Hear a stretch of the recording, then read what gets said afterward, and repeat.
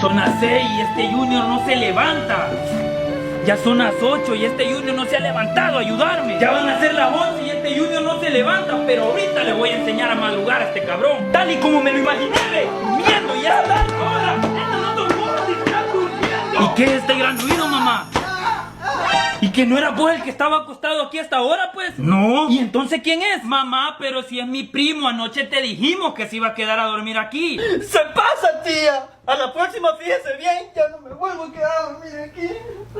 Todo se le olvida, como no es otra cosa.